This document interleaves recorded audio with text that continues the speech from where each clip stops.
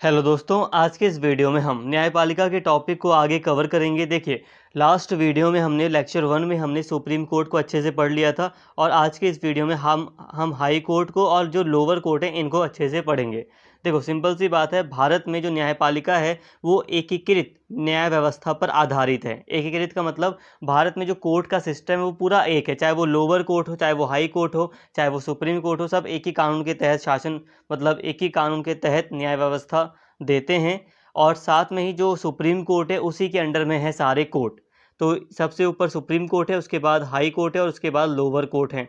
तो high court और lower court को आज की इस वीडियो में हम कवर करेंगे। तो चलिए आगे कंटिन्यू करते हैं। दोस्तों, आगे बढ़ने से पहले, हाई कोर्ट को समझने से पहले अभी हमें न्यायिक सक्रियता के अर्थ को समझना पड़ेगा, क्योंकि भारतीय न्यायपालिका की ये भी एक विशेषता है कि भारत में न्यायिक सक्रियता पाई जाती है। इसका क्या मतलब है, इसे मैं समझा देता हूँ आपको। सिलेबस के अकॉर्डिंग ही हम पढ़ रहे हैं, तो आउट ऑफ सिलेबस कुछ भी नहीं है, सिलेबस में ऐड है ये। न्यायिक सक्रियता का आशय नागरिकों के अधिकारों के संरक्षण के लिए तथा समाज में न्याय को बढ़ावा देने के लिए न्यायपालिका द्वारा आगे बढ़कर भूमिका लेने से है। दूसरे शब्दों में कहा जाए तो इसका अर्थ है न्यायपालिका द्वारा सरकार के दो अंगों, जो सरकार के अंग हैं विधायिका एवं कार्यपालिका, विधायिका यानी कि संसद, और जो कार्यपालिका है प्राइम मिनिस्टर, प्रेसिडेंट, को अपने संवैधानिक दायित्वों के पालन के लिए बाध्य करना है। इसे दोस्तों आप उदाहरण से समझ सकते हो। एग्जाम्पल के लिए दिल्ली में आप देखते हो कि हर साल जो सर्दियों का टाइम जब आता है तो पॉल्यूशन बहुत ज़्यादा बढ़ जाता है। एयर पॉल्यूशन दिल्ली में बहुत ज़्यादा बढ़ जाता है। अब ऐसे में चाहे कोई व्यक्ति सुप्रीम कोर्ट में अपील करे या ना करे, या हाई कोर्ट में अपील करे ना करे, तब भी दिल्ली का जो हाई कोर्ट है वो दिल्ली सरकार और जो केंद्र सरकार है उस पर ये दबाव डालता है कि वो पॉल्यूशन को कम करने के लिए कुछ करे। सिंपल सी बात है, जो हाई कोर्ट है दिल्ली का वो डायरेक्ट पूछता है सरकार से कि आप क्या कर रहे हैं, पॉल्यूशन बहुत ज़्यादा हो रहा है, नागरिकों के अधिकारों का हनन हो रहा है, उनको एक अच्छा वातावरण नहीं मिल पा रहा, आप क्या कर रहे हैं, डायरेक्ट वो जवाब मांगता है। तो ये एक तरह से न्यायिक सक्रियता है, जिसमें आप देख सकते हो कि सुप्रीम कोर्ट, हाई कोर्ट या जो अदालत है वो खुद आगे बढ़कर आती है और सरकार पर उनके दायित्वों को पूरा करने के लिए दबाव डालती है। तो ऐसे कई और भी उदाहरण देख सकते हो आप। न्यायिक सक्रियता का मतलब यही है। और कई बार ऐसा भी होता है कि सरकार कुछ कानून बना देती है तो न्यायालय खुद उस कानून को एक बार देख लेता है कि सरकार ने ये जो कानून बनाया है वो कानून पूरा संवैधानिक रूप से सही है या नहीं। मतलब आप ये कह सकते हो कि न्यायपालिका बढ़ चढ़कर देश के शासन में पार्टिसिपेट करती है, यही न्यायिक सक्रियता है। अब कई बार न्यायिक संयम का विचार सामने आता है, जो कि न्यायिक सक्रियता का बिल्कुल उल्टा है। न्यायिक संयम कहता है कि जो अदालत हैं, जो न्यायालय हैं, जो कोर्ट हैं, उनका काम बस इतना है कि वो न्याय व्यवस्था प्रदान करें। जब उनके पास अपील आए तो वो सारी चीज़ें सुने, बस इतना ही उनका काम है। और कई बार यहाँ तक कि सुप्रीम कोर्ट ने भी कहा है अन्य सभी कोर्ट से भारत के कि न्यायिक संयम भी हमें बरतना चाहिए। ऐसा नहीं है कि सरकार के हर फैसले में हमें घुसना है, ऐसा नहीं। तो न्यायिक सक्रियता का मतलब आपको समझ में आ गया। अब एक और बात है, जनहित याचिका। जनहित याचिका क्या है, सिंपल सी बात है। पहले क्या था कि जनहित याचिका को नॉर्मली पब्लिक इंटरेस्ट लिटिगेशन यानी कि PIL कहा जाता है। इसका नॉर्मली आप अर्थ समझ सकते हैं कि पहले क्या होता था कि जिस व्यक्ति को परेशानी है वही व्यक्ति अदालत जा सकता है। लेकिन PIL ने ये व्यवस्था कर दी कि अगर कोई व्यक्ति किसी दूसरे के ऊपर हो रहे अत्याचार को देख रहा है तो वो भी उस व्यक्ति की तरफ से अदालत में अपील कर सकता है। यहाँ पर ये थोड़ा बड़े केस में होते हैं, जैसे कि एक समुदाय का जब अधिकारों का हनन हो रहा है, जब देखा जा रहा है कि कुछ लोगों के साथ कुछ गलत हो रहा है, एक वर्ग, एक सेक्शन ऑफ पीपल के साथ कुछ गलत हो रहा है, तो ऐसे में PIL दाखिल की जाती है। सिंपल सी बात है। जैसे कि कई बार ऐसा देखा जाता है कि जो बाल श्रम है वो बहुत ज़्यादा बढ़ रहा है। बहुत ज़्यादा बालकों का श्रम देखने को मिलता है कि बहुत सारे जो कम उम्र के बच्चे हैं उनको काम पर जाते हुए देखा जाता है। तो कई बार एक सामाजिक रूप से सजग व्यक्ति कई बार अपील कर देते हैं अदालत में, चाहे वो हाई कोर्ट हो चाहे वो सुप्रीम कोर्ट हो, कि बालकों का जो अधिकार है शिक्षा का उसका हनन हो रहा है और साथ में बालकों से काम लिया जा रहा है। तो ऐसे में सुनवाई की जाती है और सरकार पर फिर वो सुप्रीम कोर्ट या हाई कोर्ट दबाव डालता है कि सरकार जो अधिकार हैं बच्चों के उनके लिए कुछ करे। तो PIL दाखिल की जाती रहती है। अलग अलग जो भी मामले होते हैं, सामाजिक कोई मुद्दा होता है तो बहुत सारे मामले हो सकते हैं, उनके लिए PIL दाखिल की जाती है। अब यहाँ पे मैं ज़्यादा डिटेल में इसे नहीं पढ़ाऊँगा, इसे आप कभी अलग से बहुत डिटेल में भी पढ़ना चाहें तो पढ़ सकते हैं। लेकिन यहाँ पे बस हम न्यायपालिका को हल्का हल्का समझ रहे हैं और हमने यहाँ तक काफ़ी समझ लिया। तो न्यायिक सक्रियता PIL हमने हल्का सा समझ लिया, यहाँ तक ठीक है। अब हम आते हैं, बात करते हैं हाई कोर्ट की, ठीक है। अब हाई कोर्ट, हमारा संविधान उच्च न्यायालय को राज्य विधायिका के शीर्ष पर रखता है। भारतीय संविधान का भाग 6 के अध्याय 5 में उच्च न्यायालय के संगठन तथा कार्यों के संबंध में प्रावधान अनुच्छेद 214 से 231 तक दिए गए हैं। इसके अनुसार भारत में प्रत्येक राज्य में एक उच्च न्यायालय और न्यायालयों की एक संवैधानिक प्रतिष्ठा है। सिंपल सी बात है, जो भारत का संविधान है वो व्यवस्था करता है कि जो प्रत्येक राज्य है भारत में, हर एक स्टेट में एक हाई कोर्ट होना चाहिए। ऐसी व्यवस्था संविधान के द्वारा की गई है। ये अनुच्छेद है, यहाँ से यहाँ तक प्रावधान किए गए हैं हाई कोर्ट से संबंधित, और ये भाग है संविधान का भाग 6, ठीक है। और इसी के अंतर्गत यही बात है कि जो राज्य है उसके अंतर्गत एक हाई कोर्ट होगा, जो कि सबसे बड़ा कोर्ट होगा राज्य का। तो यहाँ पर ये व्यवस्था की गई है।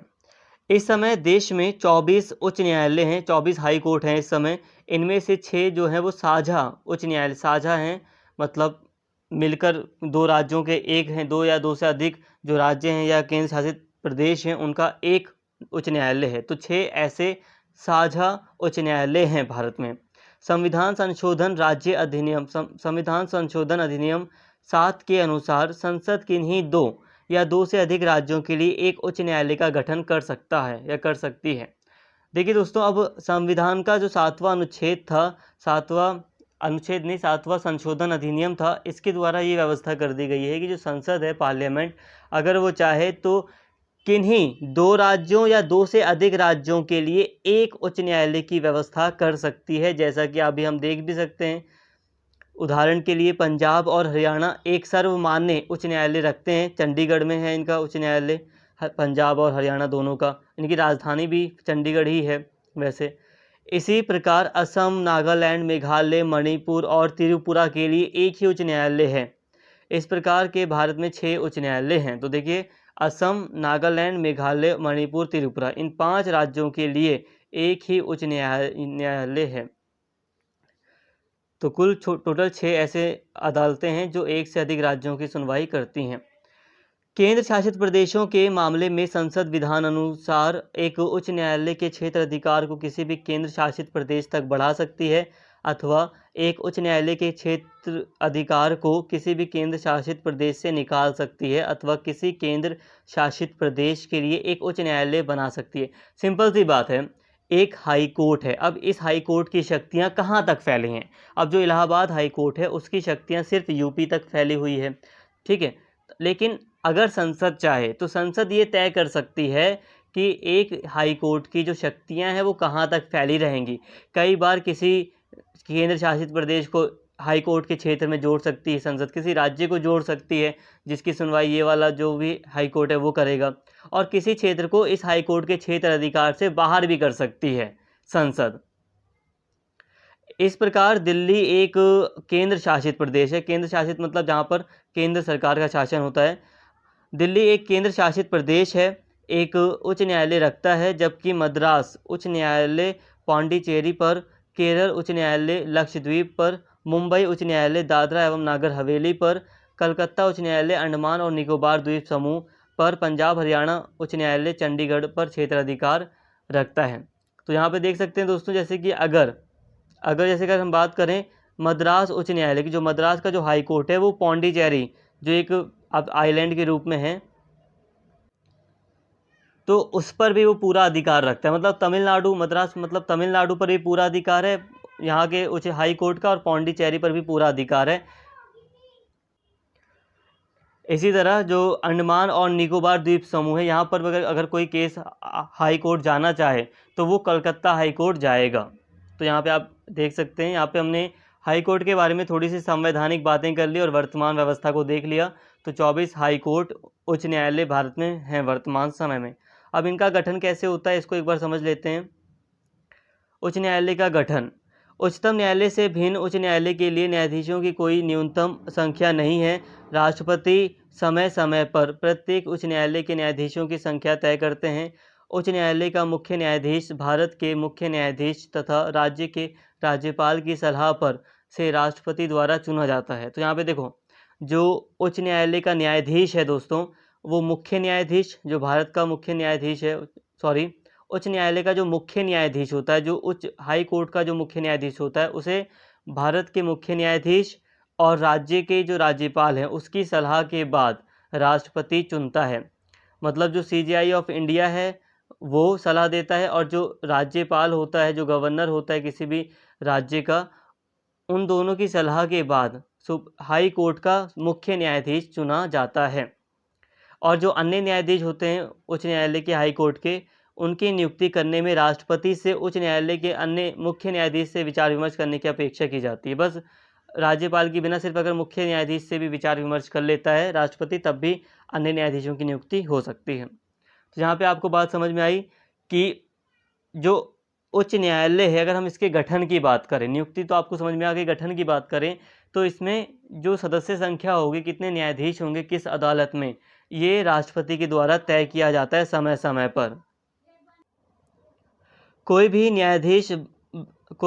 न्यायाधीश सामान्यतः 62 वर्ष की आयु प्राप्त करने तक पद पर आसीन रहता है। वह त्यागपत्र देकर उच्च न्यायालय का न्यायाधीश नियुक्त होकर अथवा राष्ट्रपति द्वारा किसी अन्य उच्च न्यायालय को स्थानांतरित होकर अपना पद खाली कर सकता है। देखो दोस्तों, अब एक उच्च न्यायालय का जो न्यायाधीश है वो कब तक अपने पद पर बना रहता है, तो 62 वर्ष की आयु तक वो अपने पद पर बना रहता है। इसके बाद वो रिटायर हो जाता है। इसके साथ ही वो कई बार अपने पद से वो हट जाता है। कैसे हट सकता है? या तो वो स्वयं त्यागपत्र दे दे, रिज़ाइन कर दे अपनी पोस्ट से, तो वो उच्च न्यायालय का न्यायाधीश नहीं रहेगा। इसके साथ ही अगर उच्च न्यायालय का न्यायाधीश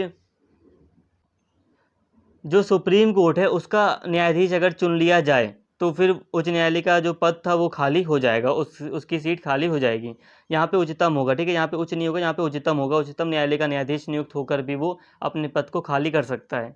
इसके साथ ही राष्ट्रपति अगर चाहे तो उस व्यक्ति को किसी दूसरे उच्च न्यायालय में ट्रांसफ़र कर सकता है, स्थानांतरित कर सकता है और अपना पद खाली कर सकता है। इस तरह वो एक न्यायाधीश राष्ट्रपति द्वारा दुराचार अथवा अक्षमता के आधार पर भी हटाया जा सकता है, जैसे कि उच्चतम न्यायालय के न्यायाधीश को हटाया जाता है।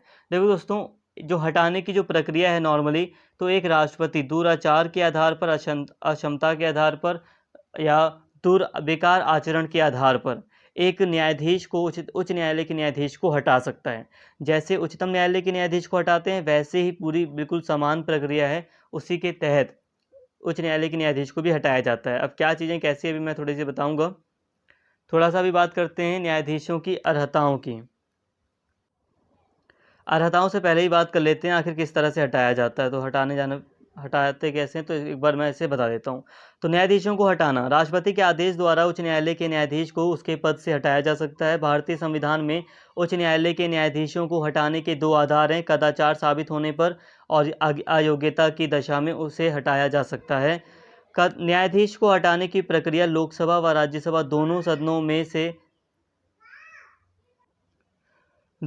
में से किसी भी सदन में की जा सकती है, ठीक है। उच्चतम न्यायालय के न्यायाधीश की तरह उच्च न्यायालय के न्यायाधीशों का निष्कासन किया जा सकता है। सिंपल सी बात है, अगर किसी भी उच्च न्यायालय के हाई कोर्ट के जज को हटाना है उसके पद से, तो बिल्कुल वैसी ही प्रक्रिया चलेगी जैसे सुप्रीम कोर्ट के लिए चल रही थी, ठीक है। क्या होता है, पहले हाई कोर्ट का जो जज है, अगर जिस भी जज को आपको हटाना है तो उससे संबंधित एक प्रस्ताव लोकसभा या राज्यसभा में पारित कराना होता है। लोकसभा में पारित कराना है तो पहले अगर स्टार्टिंग करानी है तो 100 सदस्यों का हस्ताक्षर होना चाहिए उस प्रस्ताव के ऊपर।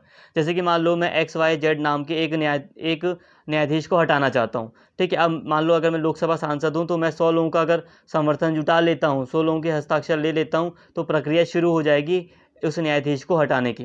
अब लोकसभा का अध्यक्ष अब अगर उस प्रस्ताव को स्वीकार कर लेता है तो फिर एक समिति बनती है और उस समिति की जांच के बाद लोकसभा के जो सदस्य हैं वो विचार विमर्श करते हैं। उसके बाद उस प्रस्ताव को राज्यसभा में भेज दिया जाएगा और जो राज्यसभा के मेंबर है उस पर फिर विशेष बहुमत के तहत, जैसे कि लोकसभा के जो मेंबर्स थे जिन्होंने विशेष बहुमत से उस प्रस्ताव को पारित किया, फिर उसी तरह राज्यसभा के मेंबर भी विशेष बहुमत के तहत प्रस्ताव को पारित करेंगे 2/3 के विशेष बहुमत से, और उसके बाद राष्ट्रपति को वो प्रस्ताव सौंप देंगे और उसके बाद ही राष्ट्रपति उस न्यायाधीश को हटा सकता है। तो कहने का मतलब है प्रक्रिया बहुत ज़्यादा कठिन है और राष्ट्रपति तभी हटा सकता है उच्च न्यायालय के न्यायाधीश को जब संसद इसका अनुमोदन राष्ट्रपति से कर दे। तो यहाँ तक आपको बात समझ में आई होगी। अब हम बात करते हैं न्यायाधीशों की अर्हताओं की क्या योग्यता होती है किसी न्यायाधीश की। तो अनुच्छेद 2000 गलत लिखा ये, अनुच्छेद एग्जैक्ट यहाँ पे गलत हो रहा है, 217 होगा मे बी। तो उसके तहत उच्च न्यायालय के न्यायाधीश के रूप में नियुक्ति के लिए एक व्यक्ति के पास निम्न योग्यता होनी चाहिए। देखो, अगर योग्यता की बात की जाए तो एक व्यक्ति भारत का नागरिक होना चाहिए, तो उसे न्यायाधीश बनने का अधिकार है। और उसे साथ में ये भी शर्त पूरी करनी होगी कि उसे भारत के न्यायिक कार्य में 10 वर्ष का अनुभव हो। मतलब 10 साल तक उसने न्यायिक व्यवस्था में काम किया हो, चाहे वो वकील के रूप में, जज के रूप में, किसी भी तरह से न्यायिक व्यवस्था में उसने काम किया हो। इसके साथ ही या फिर वो उच्च न्यायालय में लगातार 10 सालों तक वकील रह चुका हो। ये सारी योग्यता हैं। अब हम बात करते हैं उच्च न्यायालय के क्षेत्र अधिकार की। उच्च न्यायालय का क्षेत्र अधिकार क्या है, इसको एक बार देख लेते हैं। क्षेत्र अधिकार का मतलब आप बात समझिए कि क्या शक्तियां हैं, किस दायरे तक वो अपनी शक्तियों का यूज़ कर सकते हैं, कहाँ कहाँ उनका क्षेत्र आता है। तो उच्च न्यायालय का क्षेत्र अधिकार तो मौलिक अधिकारों के बाध्यकरण हेतु आज्ञा पत्र यानी कि रिट अथवा आदेशों को जारी करने का अधिकार है। एक उच्च न्यायालय का आज्ञा पत्र क्षेत्र अधिकार उच्चतम न्यायालय के क्षेत्र अधिकार से अधिक विस्तृत है। उच्च न्यायालय न सिर्फ मौलिक अधिकारों के लिए बल्कि किसी कानूनी अधिकार के संबंध में भी रिट जारी कर सकता है अनुच्छेद 226 के तहत। अब देखो, मौलिक अधिकारों के संबंध में जो अधिकार प्राप्त हैं हाई कोर्ट को, वो सुप्रीम कोर्ट से भी ज़्यादा हैं। देखो, सुप्रीम कोर्ट क्या करता है पता है? सुप्रीम कोर्ट रिट जारी करता है। अगर किसी भी व्यक्ति की मौलिक अधिकार का हनन होता है तो सुप्रीम कोर्ट कई सारे आज्ञा पत्र जारी करता है, जिसके कारण सरकार को एक्शन लेना पड़ता है। लेकिन सुप्रीम कोर्ट सिर्फ मौलिक अधिकारों के हनन के बाद ही वो रिट जारी कर सकता है। लेकिन हाई कोर्ट का क्या है? हाई कोर्ट किसी कानूनी मामले में भी जो मौलिक अधिकार नहीं है उसके उल्लंघन से संबंधित मामले में भी रिट जारी कर सकता है, आदेश दे सकता है कई तरह से, जिसके कारण सरकार पर दबाव पड़ता है। तो कई सारे अधिकार हैं इसके पास। सशस्त्र बल संबंधों को छोड़कर अन्य सभी न्यायालयों तथा न्यायाधिकरणों के अधीक्षण का अधिकार रखता है। देखो, जो सशस्त्र बल, जो फोर्सेस हैं हमारी, जो सेना वगैरह है, उससे संबंधित जो न्यायालय हैं उनको छोड़कर राज्य में जितने भी न्याय अदालत है, जितनी भी तरह की न्यायालय हैं, उनका अधीक्षण करता है, उनकी जांच करता है, उन पर नज़र रखता है। ये वह नियम बना सकता है, तीव्रतर तथा प्रभावी न्यायिक उपचार के लिए निर्देशों के साथ समय समय पर मार्गदर्शन हेतु निर्देश भी जारी कर सकता है। मतलब ये कि हाई कोर्ट अपने से छोटे जितने भी कोर्ट हैं हाई कोर्ट के अंडर में, उन सभी कोर्ट के नियम बना सकता है। उन सभी, चाहे वो लोअर कोर्ट हो, चाहे वो जिला अदालत हो, उन सभी के लिए नियम बना सकता है, उनको निर्देश भी समय समय पर दे सकता है। यह अधिकार है। इसके साथ ही संविधान की व्याख्या से संबंधित मामले को अधीनस्थ न्यायालयों से वह स्वयं हस्तांतरित करने का अधिकार रखता है। अब मान लो कि कोई ऐसा मुकदमा है जिसमें लगता है कि संविधान की व्याख्या आवश्यक है, तो उस मामले को तुरंत ही हाई कोर्ट अपने अंडर में ले सकता है अधीनस्थ न्यायालय से। लोअर कोर्ट से वो अपने अंडर में ले सकता है किसी मुकदमे को। इसके अलावा उच्च न्यायालय के अधिकारियों व सेवा कार्मिकों को नियुक्त करने का अधिकार रखता है। जो उच्च न्यायालय के जो अधिकारी हैं, उच्च न्यायालय में बहुत सारे ऑफिसर्स काम करते हैं, बहुत सारे लोग काम करते हैं, अपनी सर्विस देते हैं। तो जो लोग काम कर रहे हैं हाई कोर्ट में, उनकी नियुक्तियां कौन करता है? उनकी नियुक्तियां खुद उच्च न्यायालय ही करता है। तो उससे संबंधित नियम वगैरह भी बना सकता है उच्च न्यायालय। अब हम बात करते हैं दोस्तों अधीनस्थ न्यायालय की। तो हमने सुप्रीम कोर्ट की लेक्चर 1 में हमने पहले बात की थी सुप्रीम कोर्ट की, और अभी हमने बात कर ली हाई कोर्ट की, और अब हम बात करते हैं अधीनस्थ न्यायालय की, जिन्हें नॉर्मली लोअर कोर्ट भी कहा जाता है। तो इसमें डिस्ट्रिक्ट कोर्ट सबसे ऊपर है अधीनस्थ न्यायालय में। उच्च न्यायालय के अधीन न्यायालयों का एक पद अनुक्रम होता है, जिन्हें भारतीय संविधान में अधीनस्थ न्यायालय के रूप में जाना जाता है, क्योंकि ये अदालतें राज्य सरकार द्वारा अधिनियम के कारण अस्तित्व में आए हैं। उनकी नामावली और पदनाम राज्य में भिन्न होते हैं। देखो, सिंपल सी बात है, ये जो लोअर कोर्ट बनाए जाते हैं ना, वो राज्य सरकार के द्वारा बनाया जाता है। तो कई तरह के कोर्ट बनाए जाते हैं, अलग अलग मुकदमे की सुनवाई के लिए अलग अलग लोअर कोर्ट बना दिए जाते हैं। तो इसी कारण से अलग अलग राज्यों में इनके नाम वगैरह अलग अलग हैं। देखो, सुप्रीम कोर्ट को किसने बनाया? हाई कोर्ट को किसने बनाया? संविधान ने। तो इसको हम बदल नहीं सकते। लेकिन जो दूसरे कोर्ट हैं, जो लोअर कोर्ट हैं बहुत सारे, जो बहुत ज़्यादा छोटे कोर्ट हैं, उनको राज्य सरकार समय अनुसार बनाती है, कई बार उनको ख़त्म भी कर देती है राज्य सरकार। तो उनके अस्तित्व को अलग अलग राज्यों की सरकारों के द्वारा कानून के जरिए बनाया गया है, जिसके कारण उनके नाम वगैरह में अंतर भी पाया जाता है। एक डिस्ट्रिक्ट कोर्ट होता है तो वो सामान्य है, हर एक ज़िले का एक कोर्ट होता है। वो सभी राज्य जिलों में विभक्त होता है और प्रत्येक ज़िले में एक न्यायालय होता है, जिसका उस ज़िले में एक अपीलीय क्षेत्र अधिकार होता है। देखो, सिर्फ अगर हम एक डिस्ट्रिक्ट की बात करें तो एक डिस्ट्रिक्ट में जो सबसे बड़ा कोर्ट होता है वो ज़िला का एक कोर्ट होता है, ठीक है, ज़िला अदालत जिसे हम कहते हैं। तो प्रत्येक जो राज्य है वो ज़िले में बटा हुआ है भारत में, और हर एक ज़िले का अपना एक कोर्ट होता है जो कि उस ज़िले का सबसे बड़ा होता है। जिला न्यायालयों के अधीन अतिरिक्त जिला न्यायालय, उप न्यायालय, मुंसिफ न्यायालय, न्यायाधीश की अदालत, द्वितीय श्रेणी विशेष न्यायाधिकरण की अदालत, प्रथम श्रेणी विशेष न्यायिक न्यायाधिकरण की अदालत, कारखाना अधिनियम तथा श्रम कानूनों के लिए विशेष मुंसिफ न्यायाधिकारी की अदालत आदि जैसी निचली अदालत होती हैं। तो यहाँ पर आप देख सकते हो कितनी ज़्यादा निचली अदालतों के नाम यहाँ पर दिए गए हैं। अधीनस्थ न्यायालय पद अनुक्रम के सबसे नीचे हैं। जो अधीनस्थ न्यायालय हैं वो सबसे नीचे हैं, जैसे कि पहले सुप्रीम कोर्ट था, फिर हाई कोर्ट, और ये सबसे नीचे लोअर कोर्ट हैं। ये पंचायत अदालतें, जिन्हें बहरहाल आपराधिक न्यायालय के क्षेत्राधिकार के प्रयोजन से अदालतों के रूप में नहीं लिया जाता। जो पंचायत अदालतें हैं तो वो भी सबसे नीचे आती हैं, लेकिन हाँ, पंचायत अदालतों में हम ऐसे मुकदमे नहीं सुन सकते जो आपराधिक हों, जिसमें सज़ा दी जानी हो। जुर्माने से संबंधित मामले सुने जाते हैं, लेकिन आपराधिक नहीं। संविधान अधीनस्थ न्यायपालिका की स्वतंत्रता सुनिश्चित करता है। जिला न्यायालयों की नियुक्तियां राज्यपाल द्वारा उच्च न्यायालय की सलाह से की जाती है। नियुक्ति हेतु अर्हता होने के लिए व्यक्ति 7 वर्ष सम्मानित अधिवक्ता अथवा वकील रहा हो, अथवा संघ या राज्य की सेवा में एक अधिकारी रहा हो। देखो, यहाँ पे राष्ट्रपति का कोई ऐसा रोल नहीं है कि राष्ट्रपति नियुक्त करें, राष्ट्रपति के द्वारा नियुक्त किया जाएगा उच्च न्याय। तो यहाँ पर जो जिला न्यायालय हैं वहाँ के जो जजेस होते हैं उनकी नियुक्ति जो राज्यपाल है वो उच्च न्यायालय, हाई कोर्ट, संबंधित राज्य का जो हाई कोर्ट है उसकी सलाह से करता है। ठीक है, राज्यपाल के द्वारा जिला न्यायालय के न्यायाधीशों की नियुक्तियां की जाती हैं। बाकी जो इससे छोटे अदालतें होती हैं तो उनकी जो नियुक्तियां हैं वो अधिकारी के पद पर ही होते हैं खुद ही, तो वो खुद ही एक न्यायाधीश की तरह कार्य करते हैं। तो यहाँ हम बस जिला न्यायालय को ही मुख्य रूप से देखते हैं। तो यहाँ तक दोस्तों आपको बात समझ में आ गई होगी, उम्मीद करता हूँ सारी चीज़ें आपको समझ में आ गई हों। यहाँ पे अभी हमने उच्च न्यायालय के क्षेत्राधिकार को देखा, उच्च न्यायालय को पढ़ा, साथ में हमने अधीनस्थ न्यायालय को भी समझ लिया। तो इस तरह जो न्यायपालिका का टॉपिक था वो पूरी तरह कवर होता है। उम्मीद करता हूँ सारी चीज़ें आपको समझ में आ गई होंगी।